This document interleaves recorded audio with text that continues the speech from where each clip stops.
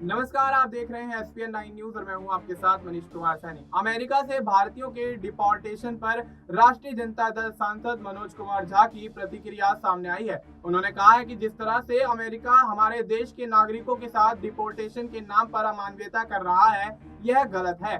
हमारे देश के नागरिकों के साथ गरिमा का व्यवहार होना चाहिए। जिस तरह से उनका डिपोर्टेशन के तहत भेजा जा रहा है, यह अमानवीय है। पहले भी डिपोर्टेशन होता रहा है, लेकिन इस तरह से अमानवीयता नहीं अपनाई गई थी। वहीं महाकुंभ पर आरजेडी सांसद मनोज कुमार झा ने यह भी कहा कि कुंभ तो पहले भी होता था, जब योगी मोदी नहीं थे तब से कुंभ चला आ रहा है, आगे भी कुंभ होता ही रहेगा। इसको लेकर राजनीति का विषय नहीं बनाना चाहिए। साथ ही आपको यहाँ ये भी बता दें कि 5 फरवरी को अमेरिकी मिलिट्री का एक एयरक्राफ्ट 104 भारतीयों को लेकर अमृतसर में लैंड हुआ था। इन सभी लोगों को अमेरिका में घुसने की अवैध कोशिश करते हुए पकड़ा गया था। अमेरिका के राष्ट्रपति डोनाल्ड ट्रंप के आदेश के बाद भारतीय नागरिकों को डिपोर्ट किया गया था। डिपोर्ट किए गए प्रवासियों में से सबसे अधिक संख्या पंजाब के लोगों की है। ऐसे में पंजाब के 68, हरियाणा के 33, गुजरात के 8, उत्तर प्रदेश के 3, महाराष्ट्र के 3, गोवा के 2,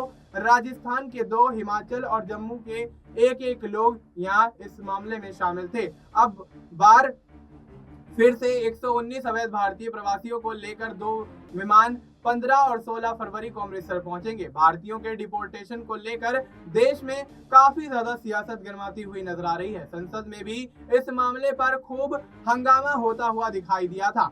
विपक्ष ने प्रवासी भारतीयों के हथकड़ी और बेड़ियों से जकड़े जाने का आरोप लगाया था, जिसके बाद केंद्र सरकार को भी इस मामले पर सफाई देनी पड़ी थी। केंद्रीय विदेश मंत्री एस जयशंकर ने कहा कि ये प्रक्रिया कोई नई नहीं है। इससे पहले भी अमेरिका अवैध प्रवासियों को डिपोर्ट करता रहा है। उन्होंने साल दर साल डेटा भी दिखाया है। अब ऐसे में इस मामले को लेकर देखा जा रहा है कि केंद्र सरकार पर हमलावर होता हुआ विपक्ष यहाँ नजर आ रहा है। और ऐसे में विपक्ष यहाँ पर जिस तरह से प्रधानमंत्री नरेंद्र मोदी के विदेश दौरे को लेकर तो घेर ही रहा है, और उसके साथ साथ अमेरिका से डिपोर्ट होकर जो भारतीय भारत में आ रहे हैं, भारत में लौट रहे हैं, उनको लेकर भी कहीं ना कहीं विपक्ष हमलावर होता हुआ नजर आ रहा है। देखना यही होगा कि केंद्र सरकार और प्रधानमंत्री नरेंद्र मोदी की तरफ से इन तमाम यहाँ पर हमलों के बाद किस तरह से प्रतिक्रिया सामने आती है। फिलहाल आपको इस मुद्दे पर क्या कुछ लगता है, आप अपनी राय हमें कमेंट करके बता सकते हैं। बाकी देश और दुनिया से जुड़ी तमाम जानकारी के लिए आप देखते रहिए एसपीएन 9।